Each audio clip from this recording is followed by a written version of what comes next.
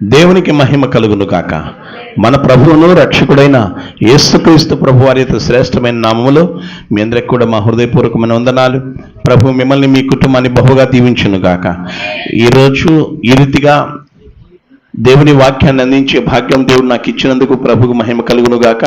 మనమందరం కలిసి దేవుని వాక్యం వినే కృప దేవుడు మనకి ఇచ్చినందుకు దేవునికి మహిమ కలుగును గాక. హల్లెలూయా, హల్లెలూయా, హల్లెలూయా. ఈ వాక్యము వింటుండగానే మీ జీవితాల్లో, మీ కుటుంబాల్లో ఇప్పుడే ఆయన ఎన్నో అద్భుతాలు చేయబోతున్నాడు. ఆయన సంచరిస్తున్నాడు, ఆయన తాకుతున్నాడు, ఆయన తిరుగుతున్నాడు. రికార్హర్ష దయ్యాలు తగలబడిపోతున్నాయి, మాంత్రిక శక్తులు కాలిపోతున్నాయి. అభిషేకము మీ తల మీద దిగి రాబోతుంది. పరలోక అభిషేక తైలము మీ తల మీద దిగి రాబోతుంది. దేవుని యొక్క కృప మీ కుటుంబాల చుట్టూ ఉండబోతుంది. Thank you lord. ఎలాంటి అంధకార శక్తులైనా, మాంత్రిక శక్తులైనా, ఇంకా ఏ బలహీనత, ఏ శాపమైనా తొలగిపోయి మంచి ఆరోగ్యాన్ని దేవుడు మీకు ఇవ్వబోతున్నాడు.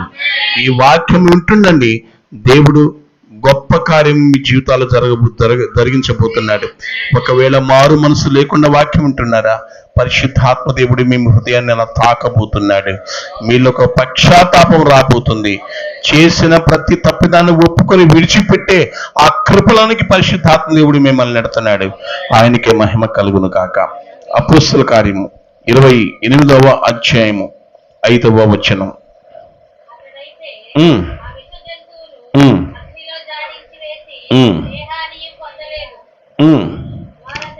చాలు చాలు, చిన్న మాట ప్రార్థన చేద్దాం. మహాపరిశుద్ధుడా నా కన్న తండ్రి, వాక్య భాగంలో నాయన మీరే నడిపిస్తున్నారు. ఈ వాక్యాన్ని బట్టి స్తోత్రం నాయన. వినుచున్న ప్రతి బిడ్డను దీవించండి, బలపరచండి. ఈ కుమార్తెను, ఈ కుమారుణ్ణి మీ చేతులు పెడుతున్నాను. ఈ కుటుంబాన్ని మీ చేతులు పెడుతున్నాను. అయ్యా, నీతిమంతుల తల మీదకి ఆశీర్వాదములు వచ్చును అని చెప్పిన దేవా, ఈ కుటుంబము నీతిమంతుల కుటుంబాల జాబితాలో ఉండును కాక. రక్షణ పొందిన కుటుంబాల జాబితాలో ఉండును కాక. అయ్యా, దేవుని సేవకు సహకరించే కుటుంబాల జాబితాలో ఉండును గాక. అయ్యా, మీరు రాకడలో ఎత్తబడే కుటుంబాల జాబితాలో ఈ కుటుంబం కూడా ఉండును గాక. మీ కృపలో భద్రపరచమని యేసు నామమున ప్రార్థిస్తున్నాము తండ్రి. Amen, amen. హల్లెలూయా. దేవునికి మహిమ కలుగును గాక. ఆమెన్. చక్కగా ఈ వాక్యం వింటూ ఉండండి. పరిశుద్ధాత్మ దేవుడు మీతో మాట్లాడబోతున్నాడు. పరిశుద్ధాత్మ దేవుడు జ్ఞానాన్ని ఇచ్చి, నడిపించి మాట్లాడుతుండగా ఈ వాక్యము మీ మనస్సులను తట్టబోతుంది. ఈ వాక్యము మీ ఆత్మలను తట్టబోతుంది. ఈ వాక్యము మీ సేవ జీవితాలను తట్టబోతుంది. ఈ వాక్యము మిమ్మల్ని పురికొల్పబోతుంది. ఈ వాక్యము మిమ్మల్ని నిద్ర మేలుకునేటట్లు చేస్తుంది. ఈ వాక్యము నిలబడేటట్లు చేస్తుంది. సాతాను కాడి విరిగిపోతుంది, మాంత్రిక కాడి విరిగిపోతుంది, చీకటి శక్తుల ప్రభావం విరిగిపోతున్నాయి. ప్రతి విధమైన మరణదూతలు కాలి బూడిదైపోతున్నాయి. జీవము మీకు కలుగును గాక. చదవన్నమాట 5వ వచనం.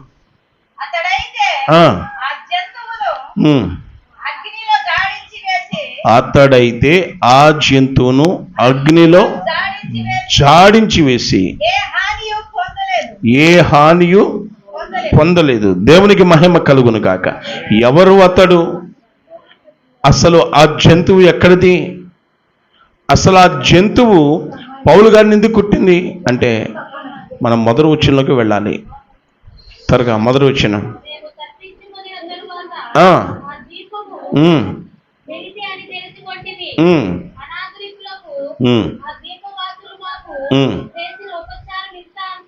దేవునికి స్తోత్రం. సేవ పరిచర్యలో దైవజనులు అక్కడికి వెళ్ళారు. అక్కడంటే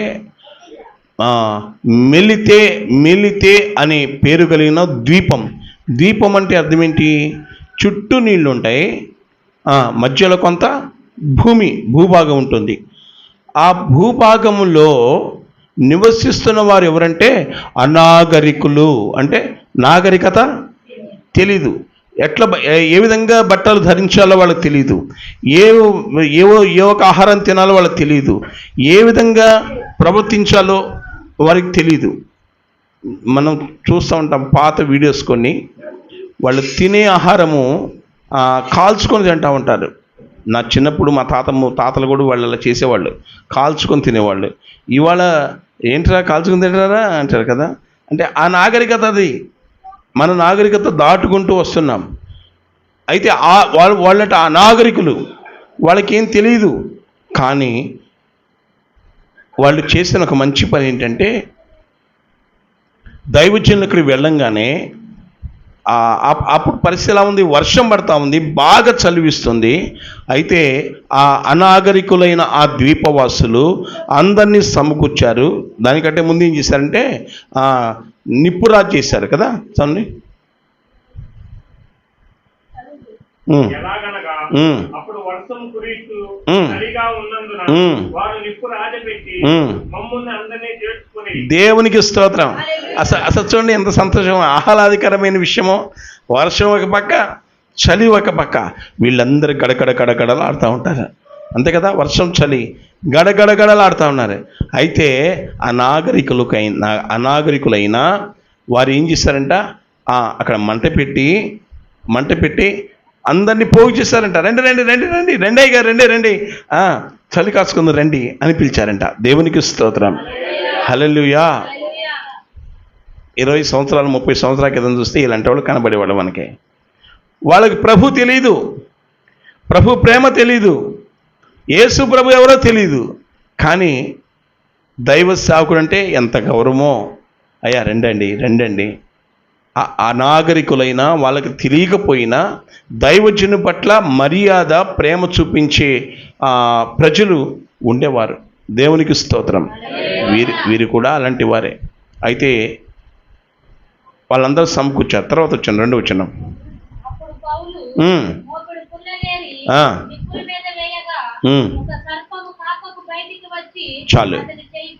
చాలు వినండి. వాళ్ళేమో మంట వేశారు. ఎవరు? అనాగరికులు. ఇక్కడ ఆత్మీయ విషయం ఉంది. రాత్రి ఆల్రెడీ నేను చెప్పాను. రాత్రి అందరు రాలేదు కాబట్టి మరలా ఇప్పుడు చెప్తున్నాను. పైగా దూరంగా ఉన్న మన పిల్లలు, ఆత్మీయులు, మన సోదరులు అందరూ వింటారు కాబట్టి మరలా ఈ మాటలు మీకు చెబుతున్నాను. దేవునికి స్తోత్రం. వాళ్ళు అనాగరికులే, కానీ దైవ సేవకులకు కొంత ఆదరణ కోసం అక్కడ మంట పెట్టారు వాళ్ళు. అయితే దైవజనుడైన పౌలు గారు ఏం చేశారంట, పుల్లలు ఏరి ఏం చేశారు? పుల్లలు దేనికి గుర్తు? ఒక పుల్లే, 10 పుల్లలు నాకెళ్ళి చూడాలి. దేవునికి స్తోత్రం. ఒక పుల్లే, 10 పుల్లలు, 10 పుల్లలు.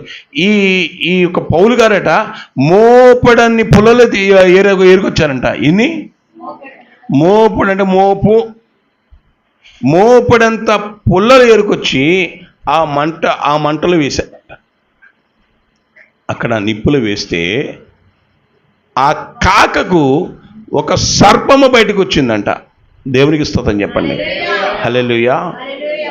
ఈ పుల్లలు దేనికి గుర్తు అంటే సహవాసానికి గుర్తు. ఆమె చెప్పండి. ఒక్కళ్ళే, 10 మంది. అన్ని జనులు వేరు, పరిశుద్ధులు 10 మంది ఇక్కడ ఉంటే ఆ బలము వేరు. దేవునికి స్తోత్రం. ప్రార్థన చేసేవాళ్ళు ఒక చోట కూడుకొని ప్రార్థన చేస్తుంటే అభిషేకింపబడిన వాళ్ళు ఒక చోట వాళ్ళు అభిషేకపు మంట రేపుతా ఉంటే ఆ ప్రాంతం అంతా ఉన్న దయ్యాలు, శక్తులు కాలి బూడిదైపోతాయి. దేవునికి స్తోత్రం కలుగును గాక. హల్లెలూయా. ఇక్కడ వినండి, మంట పెట్టింది ఒకళ్ళు, ఇది నిప్పురాజు పెట్టింది ఒక్కళ్ళు అయితే దాంట్లో పుల్లలు వేసింది మరొకడు. ఎవరు? దైవజనుడు. దేవునికి స్తోత్రం. ఈ యొక్క మోపడి పుల్లలు దేనికి గుర్తు అంటే ప్రార్థన జీవితానికి గుర్తు. పాట ఉంది కదా, ప్రార్థన ఖడ్గముతో బయలుదేరాలి, ప్రభుని చూడాలి, రేయింబవళ్ళలో వెళ్ళేటి త్రోవలో యేసయ్యా నీలమరుతూ, అయ్యయ్యో క్షణంబులలో కంబు విడుతూ, అయ్యయ్యో క్షణంబులలో కంబు విడుతూ. హల్లెలూయా. సరే వినండి. దేవునికి మహిమ కలుగును గాక. కాబట్టి ఇది నిప్పురాయి పెట్టింది ఒకళ్ళు, పొలలు వేసింది మరొకళ్ళు. దేవునికి స్తోత్రం. ఈరోజు నేను సేవలో ఉన్నానంటే ఒక సోదరి కారణం, ఒక ఆంటీ గారి కారణం.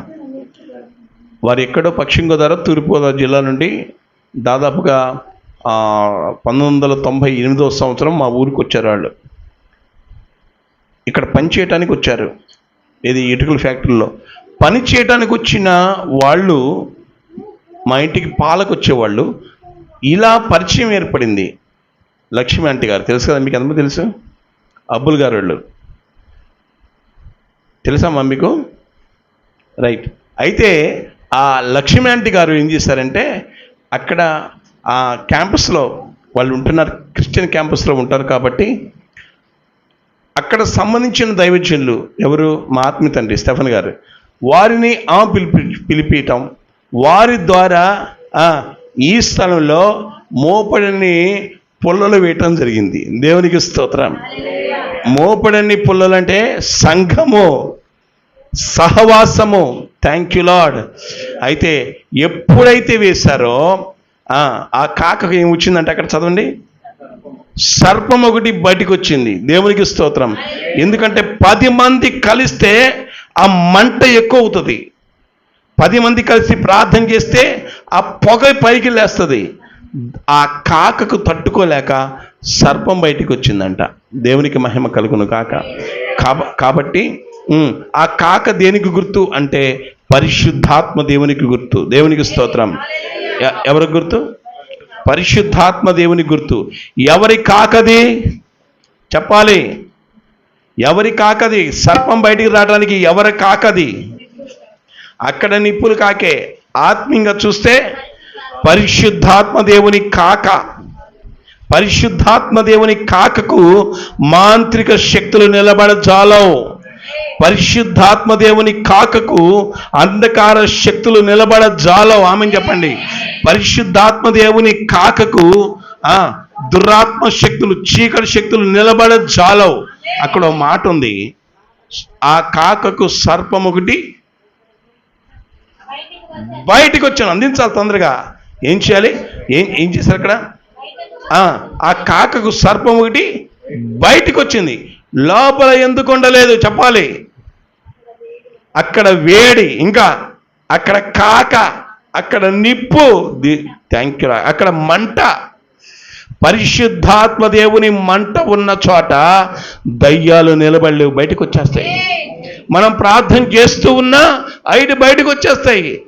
మనం పాటలు పాడుతున్నా అవి బయటకు వచ్చేస్తుంటాయి. మనం వాక్యం చెప్పుకుంటున్నా అవి బయటకు వచ్చేస్తాయి. చూడు ఇప్పుడు ఎన్ని వస్తున్నాయో బయటికి. పరిశుద్ధాత్మ దేవుని యొక్క కాక ఎక్కడైతే వాక్యం వినబడుతుందో అక్కడ ఎవరు చెప్పకుండానే బయటకు వచ్చేస్తున్నాయి. ఆమెను చెప్పండి. వచ్చేస్తున్నాయి. ఎన్నో సాక్ష్యాలు మనం వినబోతున్నాం. నేను అంతకుముందు మందిరంలో పరిచయం చేసేటప్పుడు ఇలాగే కూర్చొని వాక్యం చెప్తున్నాను. వాక్యం చెప్తా ఉంటే ఒక వ్యక్తిలో ఉన్న దురాత్మ ఇలా పాక్కుంటా ముందుకు వచ్చింది. ఎవరు అంటే ఫలానా అని చెప్పింది. తర్వాత దేవుని కృపను బట్టి వెళ్ళిపోయింది అనుకోండి. దేవునికి స్తోత్రం. వాక్యములో కాక ఉంటుంది. ఆమె చెప్పండి. అభిషేకంలో కాక ఉంటుంది. దేవుని సన్నిధిలో కాక. ఏ కాక? పరిశుద్ధాత్మ దేవుని కాక ఉంటుంది. 100 మంది దైవజనులు ఒక్క చోట ఉంటే ఆ కాక వేరు. 100 మంది అభిషక్తులు ఒక్క చోట ఉంటే ఆ కాక వేరు. దేవునికి స్తోత్రం. నిజమైన పరిశుద్ధులు కలిసి ప్రార్థన చేస్తుంటే ఆ కాక వేరు. దేవునికి మహిమ కలుగును గాక. హల్లెలూయా.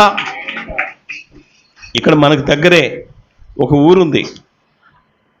ఆ ఊళ్ళో ఒక కంపెనీ ఉంది. ఆ కంపెనీలో ప్రార్థన చేయడానికి వాళ్ళు ఆహ్వానించారు. నేను వెళ్ళాను. అయితే ప్రార్థన చేస్తుంటే ఆ దయ్యం బయటకు వచ్చేసింది. బయటకు వచ్చిన తర్వాత వాళ్ళ నాన్ని పిలిచి అంటుంది, ఏమండి నేనేదో ఆ మాట్లాడుతుంది అనుకున్నా. తీరా వస్తే దయ్యం అది. ఏవండి ఎక్కడికన్నా తీసుకెళ్ళండి, బోయపాలెం మాత్రం వద్దండి అంటుంది. ఏముందండి బోయపాలెంలో? దయ్యాలారా, దురాత్మ శక్తులారా, ఏమున్నాయి బోయపాలెంలో? అక్కడ కాక ఉంది. ఆమె చెప్పండి, ఏముంది ఇక్కడ? కాక. మహిమ దిగుచున్నదిక్కడ, యేసు మహిమ దిగుచున్నదిక్కడ, మహిమ దిగుచున్నదిక్కడ, యేసు మహిమ దిగుచున్నదిక్కడ.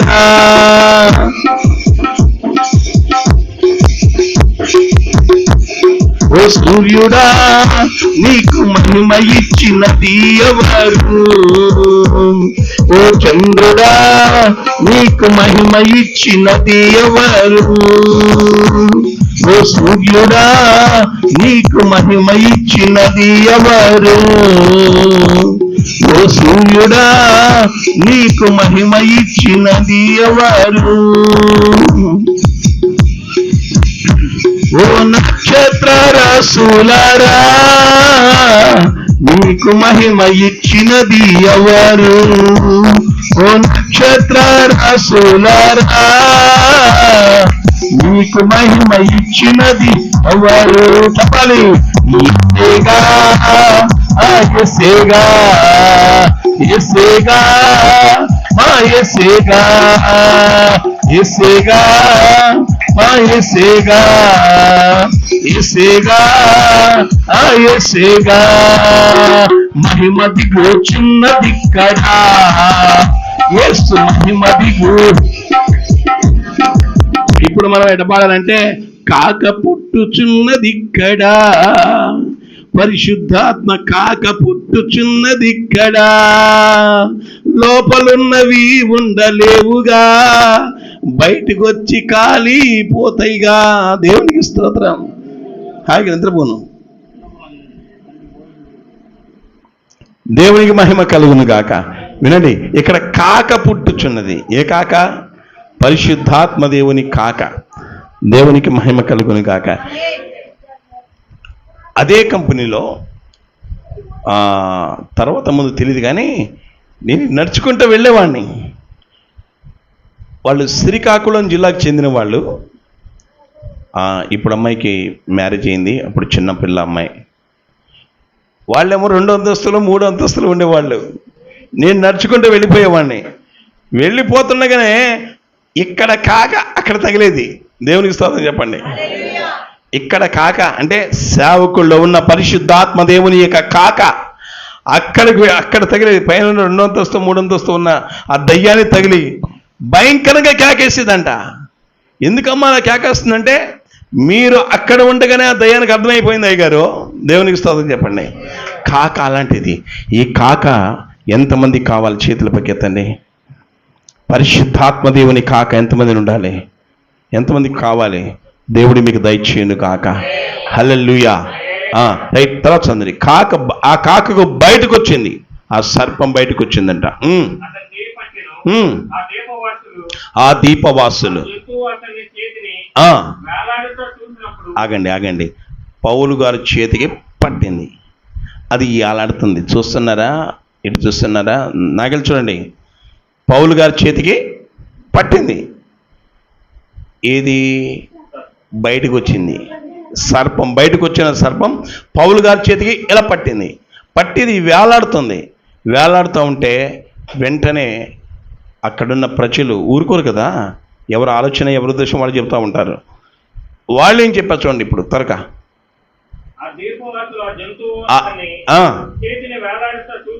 చూచినప్పుడు నిక్షేముగా నరహంతకుడే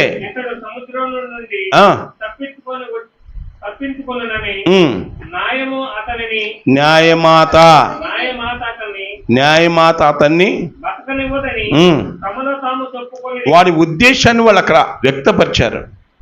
వారి ఉద్దేశాన్ని వ్యక్తపరిచారు. కానీ సత్యమా? కాదు.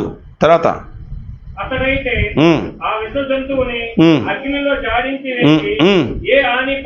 ఆగండి. అతడెవరు? దైవజనుడైన పౌలు గారు అయితే ఆ విష జంతువుని అగ్నిలో జాడించి వేసి, దేవునికి స్తోత్రం, జాడించడం తెలుసా మీకు?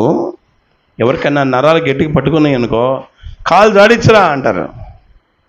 చేతులు పట్టిపోతే చేయి జాడించరా అంటారు కదా. ఇలా ఆ రోజు పౌలు గారు ఏం చేశారంటే, పట్టుకొని ఉన్న ఆ ఒక విషపు జంతువుని పౌలు గారు ఏం చేశారు? గట్టిగా జాడించి వేశారు.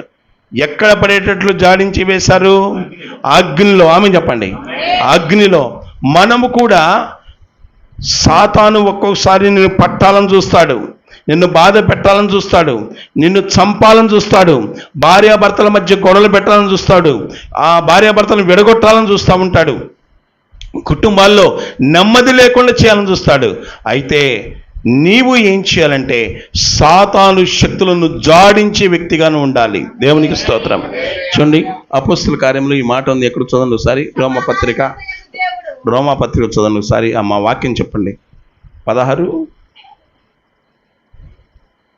20, 21.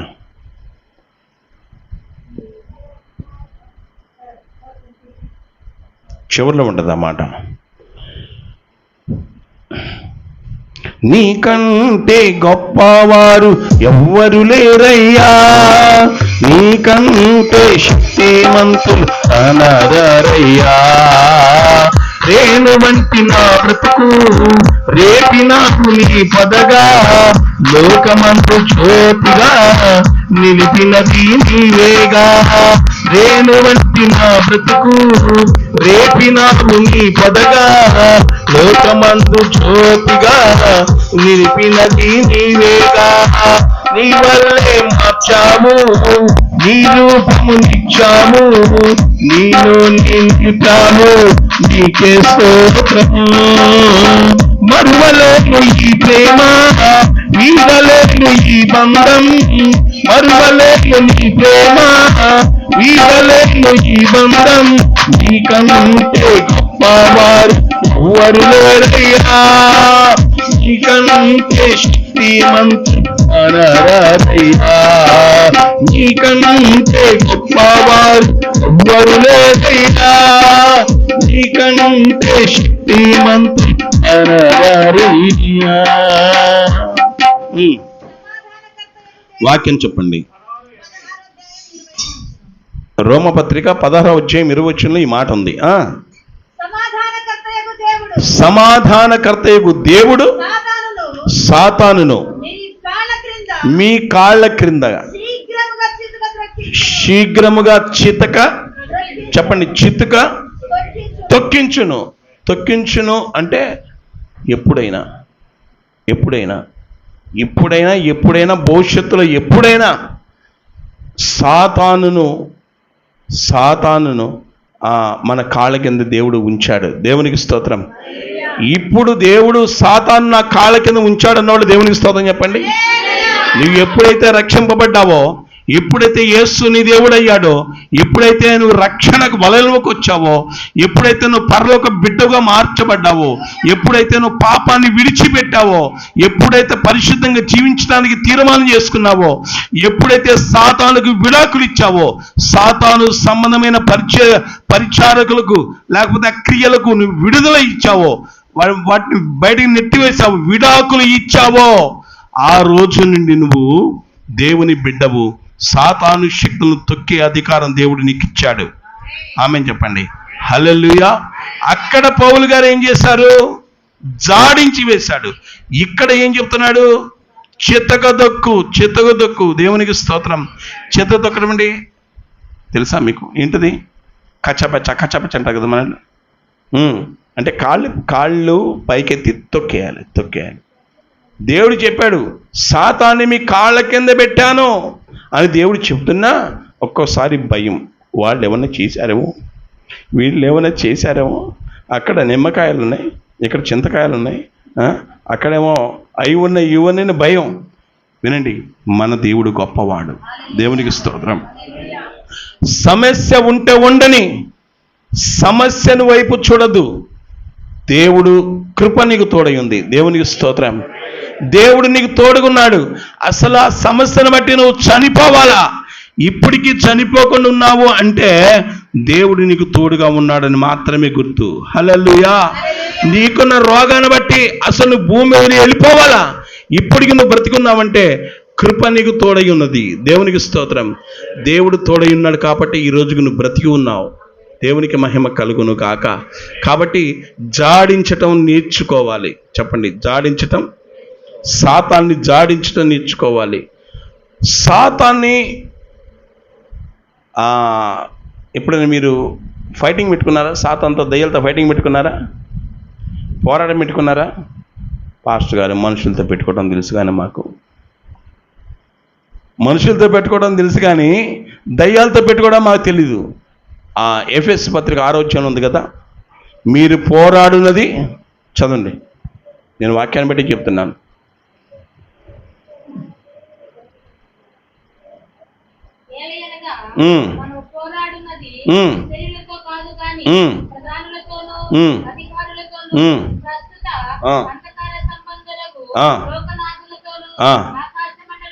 అది దేవునికి స్తోత్రం. ఆకాశ మండల దురాత్మ సమూహములతో పోరాడుచున్నాం, పాతాళ శక్తులతో పోరాడుచున్నాం, ఈ భూమి మీద తిరుగుతున్న దురాత్మ శక్తులతో పోరాడుతున్నాం. ఆ పోరాటంలో దేవుడు మనకు తోడై ఉంటాడు. మంచిగా ఉన్న భార్య ఒక్కసారి మారిపోద్ది, మంచిగా ఉన్న భర్త ఒకసారి మారిపోతాడు, పిల్లలు ఒకసారి ఏడిపిస్తూ ఉంటారు. ఏమైందంటే అర్థం కాదు. ఒక 2 నెలల నుంచి మా కుటుంబాలంతా గలిబిలండి, ఒక 5 నెలల నుండి కుటుంబంలో నెమ్మది లేదండి. కారణం ఏంటంటే అపవాది వచ్చాడేమో, సాతాను శక్తులు దూరినాయేమో. గుర్తించి నువ్వేం చేయాలి తెలుసా? జాడించాలి. ఎలా జాడించాలి? మోకరించి ప్రార్థనలో, దేవుని సన్నిధిలో మీరు ప్రార్థించేటప్పుడు ఏం చేయాలంటే, మొదట నీ ప్రార్థన దేవుని దగ్గరికి వెళ్తుంది కాబట్టి మొదట సాతాను సంగతి చూసిన తర్వాతే నువ్వు యేసుతో మాట్లాడాలా. ఏం చేయాలి? ముందు మోకరించి సాతాను శక్తులను అరవాలా, గద్దించాలా. దేవునికి మహిమ కలుగును కాక. హల్లెలూయా.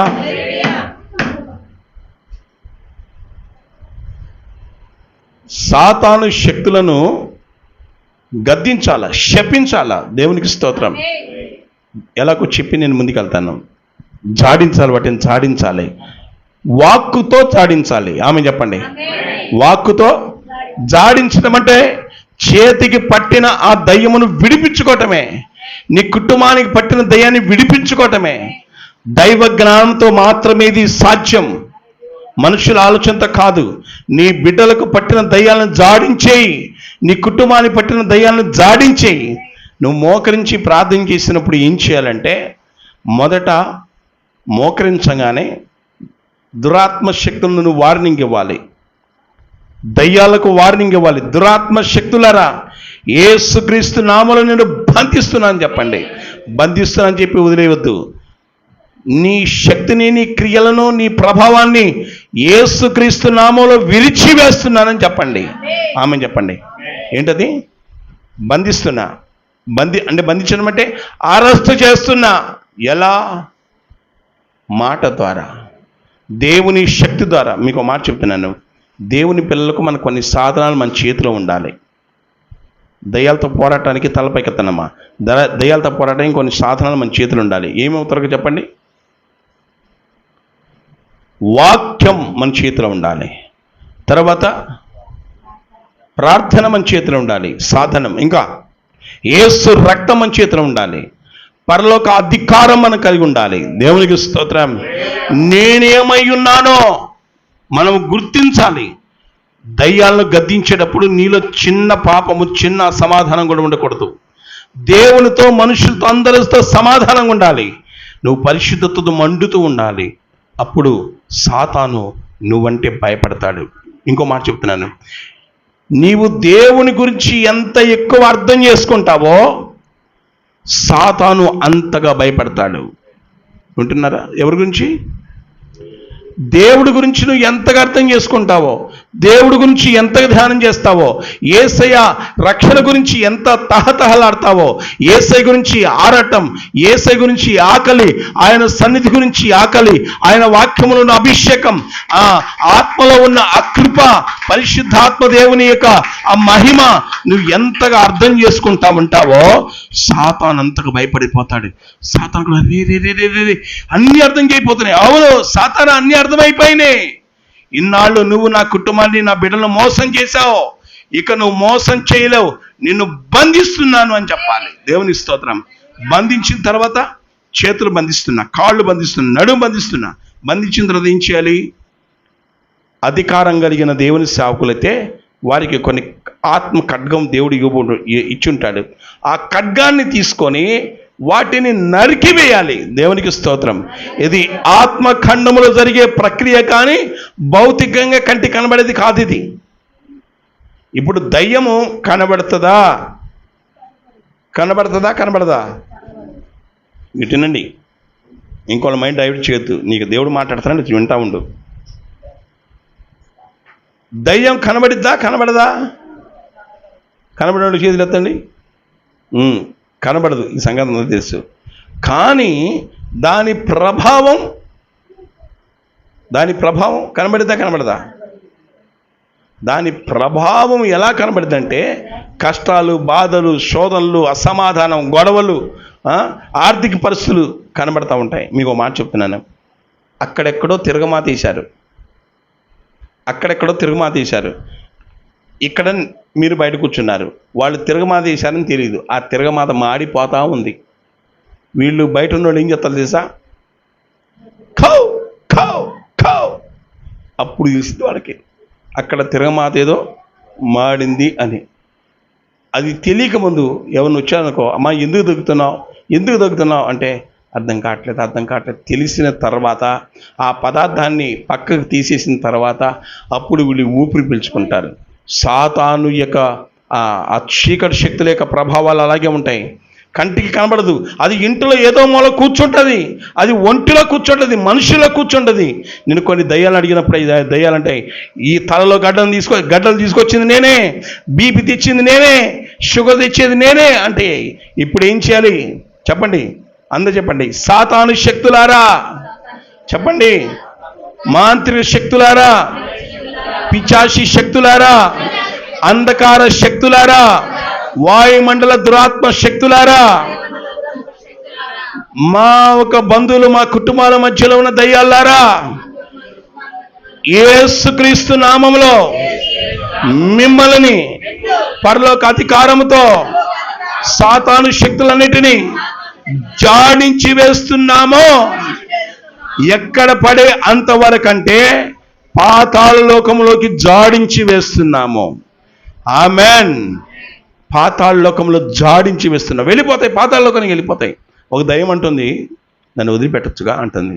నేనన్నాను, వదిలిపెట్టి ఏం చేస్తావన్నా? ఇలాగ మాట్లాడుకున్నాను. నేను దయ్యాలి వదిలిపెట్టి ఏం చేస్తా? నా బాధ నేను పడతాగా. ఏం బాధ పడతావు? నీకు చెడగొట్టడానికి ఎక్కడ జనాలను బయటికి వెళ్ళి జనం చెడగొట్టావుగా. ఇప్పుడు ఇంట్లో వదిలిపెడతావు, మళ్ళీ ఇంకొక ఒంటి పట్టుకుంటావు. ఇప్పుడు నన్ను ఏం చేయమంటావు అంది. ఆత్మలో నేను చూశాను, భూమిలో నుండి పాతాళలోకానికి ఒక సొరంగం ఏర్పడింది. ఇప్పుడు కిందకి వెళ్ళు అని గద్దించాను. వెళ్ళు అనగానే ఆ దురాత్మ శక్తులు ఆ సొరంగంలోకి వెళ్ళిపోయినాయి. దేవునికి మహిమ కలుగును కాక. పరిశుద్ధాత్మ దేవుడు గద్దించగా వెళ్ళిపోయింది. జాడించటం నేర్చుకుందాం ఈరోజు. ఆమె చెప్పండి హల్లెలూయా. ఇక్కడ జాడించటము అంటే అది ఒక శక్తితో కూడిన పని. ఆమె చెప్పండి, ఒక అధికారంతో కూడిన పని. హల్లెలూయా. అది ఆత్మీయ లోకంలో ఒక పట్టుదలతో కూడిన పని. ఏ విషయంలో? సాతాన్ని జాడించాల్సిందే, దయ్యాలను జాడించి వేయాల్సిందే. నా దగ్గర ఉండకూడదు. ఒకసారి చేయి జాలు వస్తాయి, కాళ్ళు జాలు వస్తాయి, తలనొప్పి వస్తుంది. మనం ఏం చేయాలి తెలుసా? సాతాను శక్తులను వేస్తున్నాం దిగే కదగా. మనం ఎప్పుడు కూడా దయ్యాల మీద పెత్తనం చేయాలి. ఆమె చెప్పండి, దయ్యాల మీద పెత్తనం చేయాలి. యేసయ్య బడా ఆఫీసర్, మనము చోటా ఆఫీసర్లం. ఎవరికి చెప్పండి? దయ్యాలకి. యేసయ్య బడా ఆఫీసర్, మనం చోటా చోటా ఆఫీసర్లం. నువ్వంటే దయ్యాలకు భయం, కానీ దయ్యం అంటే నీకు భయం ఉండకూడదు. ఎందుకు తెలుసా? నీకు అన్నీ తెలుసు, దేవుడి గురించి తెలుసు, దేవుని మహిమ తెలుసు, దేవుని శక్తి తెలుసు. ఇప్పుడు నువ్వు ఏం చేయాలంటే జాడించటం నేర్చుకో. అంటే అర్థమయ్యే భాషలో, ఆత్మీయ భాషలో దయ్యాన్ని కొట్టడం నేర్చుకో, దయ్యాన్ని తన్నటం నేర్చుకో, దయ్యాన్ని గద్దించు పా అని చెప్పాలి. హల్లెలూయా. యేసు ప్రభువారు ఎప్పుడైనా దయ్యాన్ని కొట్టాడా? ఇప్పుడు ఇందాక అన్నాను ఒక మాట, నేను కొట్టడం నేర్చుకోమని. అంటే మీ ఇంట్లో కట్టబడడం కొట్టమని కాదు. ఆత్మీయ లోకములో దయ్యాన్ని ఎలా కొట్టాలో నేర్చుకోండి. మాటలతో కొట్టాలి, విశ్వాసంతో కొట్టాలి, అధికారంతో కొట్టాలి. గద్దించి వాటిని మనం ఎప్పుడైతే గద్దిస్తామో అవి వెళ్ళిపోతాయి. దేవునికి మహిమ కలుగును కాక. Thank you lord. ఇలా మనం గద్దించుచున్నప్పుడు అవి పారిపోతామంటాయి. జాడించటం మనం నేర్చుకోవాలి. ఎప్పుడైతే జాడించడం నేర్చుకుంటామో ఆ దయ్యాలు విడిచిపెట్టి వెళ్ళిపోతాయి. దేవునికి మహిమ కలుగును గాక. హల్లెలూయా. వినండి, పౌలు గారికి ఏది పాము పట్టినట్టు, సర్పం పట్టినట్టు ఇంకో నీకు ఎవరికైనా పడితే ఎలా ఉంటుంది ఒకసారి ఊహించండి. ఆ చుట్టుపక్కల ఒరే ఒరే ఒరే ఒరే అంటే ఇతనుకున్న ఆ ధైర్యాన్ని కూడా పాడు చేస్తారు. కానీ పౌలు గారు ఎవరి ఆలోచన తీసుకోలేదు. ఆయన దైవజనుడు కాబట్టి జాడించి వేశాడు. తర్వాత ఏం జరిగింది చూడండి, ముగిస్తాను. జాడించి వేసిన తర్వాత ఏం జరిగింది?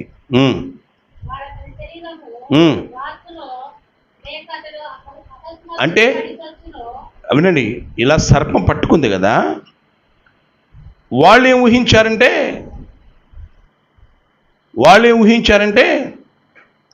శరీరం వాస్తుందో లేకపోతే వామో పడిపోయి చచ్చిపోతాడేమో అనుకున్నారు. చాలాసేపు కనిపెడుతున్నారు. అతనికి హాని జరగల. అభిప్రాయం మాని. హలో, ముందేమన్నారు? నరహంతకుడు అన్నారు. ఇప్పుడు మనుషులండి, మనుషులు ఇవాళ యేసు ప్రభుని ఆరాధించిన వాళ్ళ 90% యేసు ప్రభు మా దేవుడు కాదని కొంతమంది, యేసు ప్రభు అమెరికా దేవుడని కొంతమంది, యేసు ప్రభు తెల్లల దేవుడని కొంతమంది, ఎన్నో రకాలు చెప్పిన వాళ్ళే ఇప్పుడు పాట గుర్తాడు నాకు. అయ్యా నువ్వే దేవుడు అయ్యా, నువ్వే రాజు అయ్యా, నువ్వే ప్రభు అయ్యా. అమ్మా నువ్వు ఒకప్పుడు ఏమన్నావు? తెలియక అన్నాను, ఇప్పుడు తెలిసి దండం పెట్టుకుంటున్నాను. దేవునికి స్తోత్రం. ఉంటుందా? అవును, తెలియక ఉంటుంది. తెలిసిన తర్వాత కూడా ఇంకా తెలుసుకోవాలని ఉంటుంది. దేవునికి మహిమ కలుగును కాక. మనం ఏం చేసాం? చేసిన తప్పుని ఒప్పుకొని విడిచిపెట్టాం. ఇప్పుడు నీవే నిజమైన దేవుడని ఆయన ఆరాధిస్తున్నాం. తర్వాత అయిపోయింది కదా. దేవునికి మహిమ కలుగును గాక. వినండి, ఇక్కడ ఈ వాక్యం అర్థవంతం ఏంటంటే, నీకు స్వార్థ చెప్పేవాళ్ళు ఒకళ్ళే, కానీ దేవుడు ఎవరి ద్వారా బలపరుస్తాడో తెలియదు. సంఘం అనేది ఒక మోపుడు కట్టల్లాగా ఉండాలి. లోపల దాక్కున్న దయ్యాలు కూడా బయటికి వస్తాయి. నువ్వు ఎప్పుడైతే ప్రార్థన చేస్తావో, ఎప్పుడైతే అభిషేకంలో మండుతుంటావో, ఎప్పుడైతే వాక్యం వింటా ఉంటావో, ఎప్పుడైతే సన్నిధికి వస్తావో. ఇప్పుడు వెనక్కి కూర్చున్నాడు ఒక ఆయన, వీళ్ళిద్దరు శనివారం మన శుక్రవారం పాపం ఏదో చీకటి అతను ఆవరించింది. ప్రార్థన చేస్తుంటే నాకెళ్ళి అలా ఉరిదవుతున్నాడు. నాకేం అర్థం కావట్లేదు. గట్టిగా అరవాలంటే ఏమో నా పరిస్థితి బాగాలేదు కదా. సరే, దేవుడు శక్తినిచ్చాడు, బలం ఇచ్చాడు. ప్రార్థన చేశాను. ప్రార్థన చేస్తూ ఉండగానే పడిపోయాడు అక్కడ. అవునా కదమ్మా? ప్రార్థన చేస్తూనే పడిపోయాడు. తర్వాత ఇప్పుడు చూసుకో ఇప్పుడు నీ బలహీనతలు చూడమంటే అతను వస్తా ఏం ఇచ్చాడంటే వస్తా తలనొప్పి, కాళ్ళు నొప్పులు, లాకల్టం తెచ్చాడు. ప్రార్థన చేసిన తర్వాత మంచి ఆరోగ్యంతో మళ్ళీ ఇద్దరు ఇంటికి వెళ్ళిపోయారు. ఈరోజు దేవుని సన్నిధిలో వాళ్ళు ఉన్నారు. దేవునికి మహిమ కలుగును గాక. కాబట్టి జాడించటం నేర్చుకోండి. దేవుడు మీకు జయమిస్తాడు. ఏ హాని కలగదు. ఏ దయ్యాలు మిమ్మల్ని ఏమీ చెయ్యలేవు. అందరూ కలిసి ప్రార్థన చేస్తుంటే ఆ అభిషేకం వేరు. మనం చేసే ప్రార్థనకు సాతానుకు కాక తగిలిద్ది. ఎవరి కాకది? పరిశుద్ధాత్మదేవుని యొక్క కాక తగిలి లోపల దయ్యాలని బయటకు వస్తాయి. అవి అగ్నిలో జాడించి వేయబడతాయి. దేవుడు మనల్ని, మన కుటుంబాన్ని కాపాడతాడు. అలాంటి కృప వాక్యించిన బిడ్డలకు ప్రభు దయచేయును గాక. ఆమెన్. ఈ వాక్యాన్ని ప్రభు ఆశీర్వదించును గాక. ఆమెన్. కళ్ళు మూసుకోండి, ప్రార్థించేద్దాం. Thank you Lord. మోకరిద్దాం, ప్రార్థించేద్దాం. Thank you Lord. అందరూ మోకరిద్దాం, ప్రార్థించేద్దాం. Thank you Holy Spirit. Thank you Holy Spirit. ఈరోజు మీరు అడగాలి, ప్రభువా నిప్పు రాచిపెట్టడం మాకు నేర్పించండి. తెలియకపోయినా వారు ఏదో మేలు చేయాలనుకున్నారు. అక్కడ జరిగిన మేలు మామూలు మేలు కాదు. ఆ చలి నుండి వాళ్ళని ఆదరించాలనుకున్నారు. కానీ అక్కడ అందరికీ వేడి తగిలింది.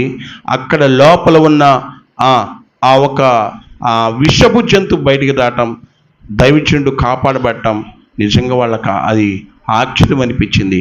ఈరోజు నీ ఒంటిలో, నీ ఇంటిలో ఏ దురాత్మ శక్తులున్నా జాడించే శక్తి దేవుడు నీకు ఇవ్వబోతున్నాడు. నాకు కావాలన్న వాళ్ళు చేతుల పైకెత్తండి. నడవనీకుండా చేస్తున్న దయ్యాలను జాడించండి ఈరోజు. మోగ దయ్యాలను జాడించండి ఈరోజు. రికర హర్షకర బాబా ఓదికర హర్షకర ప్రార్థన చేయనీయకుండా చేస్తున్న దయ్యాలను జాడించండి ఈరోజు. High BP, high sugar, thyroid, గడ్డలు, అలాగే అనేకమైన మరణకరమైన క్యాన్సర్లు తీసుకొస్తున్న దయ్యాలను జాడిస్తాం యేసు నామములో. మనమందరం జాడించుదుము గాక యేసు నామములో. నార్మల్ రిపోర్ట్ వచ్చును గాక. రోగాలు తీసుకొచ్చే దయ్యాలు, బాధలు తీసుకొచ్చే దయ్యాలు, బలంత తీసుకొచ్చే దయ్యాలు తగ్గబడిపోవును గాక. అద్భుతము జరిగితే వారు వాక్యం యుద్ధకు వస్తారు. అద్భుతం జరిగితే వారు దేవుని సంధికి వస్తారు. అద్భుతము జరిగితే వారు దేవుడి చెంతకు వస్తారు. దేవుడి పాదాల దగ్గర వచ్చి పడతారు. పరలోకము చేరతారు. వారి ఆత్మ రక్షింపబడుతుంది. రీకార హర్షకర అద్భుతము మీ కుటుంబాల్లో ఇప్పుడే ప్రారంభమైంది. అద్భుతాలు జరుగుతున్నాయి. అది మనుష్యుల వల్ల కాదు, దేవుని వల్లే జరుగుతుంది. యేసు రక్తం తీసుకుంటున్నాను. మీ కుటుంబాల మీద పోస్తున్నాను. యేసు రక్తం తీసుకొస్తున్నాను, మీ మీద పోస్తున్నాను. యేసు రక్తం తీసుకొస్తున్నాను, మీ వ్యాపారం మీద పోస్తున్నాను. యేసు రక్తం తీసుకొస్తున్నాను. మీ అవయవాల మీద పోస్తున్నాను. యేసు రక్తం మీ రక్తంలో, యేసు రక్తం మీ కండలో, యేసు రక్తం మీ ఎముకల్లో, యేసు రక్తం మీ గుండెలో, యేసు రక్తం మీ కిడ్నీలో, యేసు రక్తం మీ కళ్ళల్లో, యేసు రక్తం మీ నాలుక మీద, యేసు రక్తం మీ ప్రేగుల్లో, యేసు రక్తం మీ జీర్ణకోశంలో, యేసు రక్తం మీ నడుము మీద, యేసు రక్తం మీ మోకాళ్ళ మీద, యేసు రక్తం ఇక్కడ మరమ అవయవాల మీద, యేసు రక్తం ప్రేగుల మీద ప్రోక్షింపబడును గాక. ప్రోక్షింపబడును గాక. సాతాను శక్తులు మీ దేహాన్ని విడిచి అగ్నిలో పడిపోతును గాక. దేవుడు మీకు క్షేమిచ్చును గాక. జాడించే శక్తి నాకు ఇవ్వండి, జాడించే అధికారం నాకు ఇవ్వండి, జాడించే జ్ఞానం నాకు ఇవ్వండి అన్నవాళ్ళు మీ చేతులు పైకెత్తుతారా? నేను ఈ రోజు నుండి సాతాను జాడించాలి. సాతానుతో స్నేహం కాదు, సాతాను శక్తిని నేను తొక్కాలి. సాతాను శక్తిని నేను జాడించాలి. నువ్వు జాడిస్తా ఉంటే ఆ సాక్ష్యం అనేకులు విని వారి ప్రభు దగ్గరకు వస్తారా? వారి ఆత్మలు రక్షింపబడతాయి. వారి పాపం నుండి బయటకు వస్తారు. ప్రభు సాక్షులుగా ఉంటారు. ప్రభు బిడ్డలుగా జీవిస్తారు. నరకం నుండి తప్పింపబడతారు. దేవుని రాజ్య వారసులుగా అవుతారు. వారు కూడా నిప్పు రాజపెడతారు. వారు కూడా పుల్ల ఏడతారు. వారు కూడా సాతాను శక్తిని జాడిస్తారు. వారు కూడా ప్రజల ద్వారా గొప్ప సాక్ష్యాన్ని పొందుతారు. అలాంటి కృప చేతులెత్తిన మీ అందరికి ప్రభు దయచేయును గాక. ప్రార్థన. మహాపరిశుద్ధుడైన కన్న తండ్రి, చేతులెత్తిన బిడ్డలందరినీ దీవించున్నాను ఆయన. ఒక్కొక్కరిని ఆశీర్వదించు ప్రభువా. మీ కృపల భద్రపరచున్నాను ఆయన. అయ్యా సహాయం చేయండి అయ్యా. మీ కృపల భద్రపరచండి. పరిశుద్ధాత్మ కాక పుట్టును కాక వాక్యం వింటున్న వారు ఎవరైనా కావచ్చు ప్రభువా. మీ శక్తి వారిని పట్టుకొనును గాక. యేసు రక్తము వారి మీద పడును గాక. వారి ఆత్మీయతలు తెరవబడును గాక. ఈ వీడియో ఎవరైనా ప్రభువా ఇలా తాకుతున్నారేమో అయ్యా, ఈ వీడియో చూస్తున్నారేమో అయ్యా, వారిని మీరు దర్శించండి. మీ ఆత్మ కార్యము వారి జీవితంలో జరుగును గాక. పరిశుద్ధాత్మ ద్వారా పలుకబడిన ఈ ఒక వాక్కులు వాగ్దానాలై వారు పట్టబడుదురు గాక. మీ కృపల భద్రపరచండి. ఈ దాసును వాడుకున్నందుకు స్తోత్రం. ఈ వాక్యం చెప్పే జ్ఞానం నాకు ఇచ్చావు నానైనా.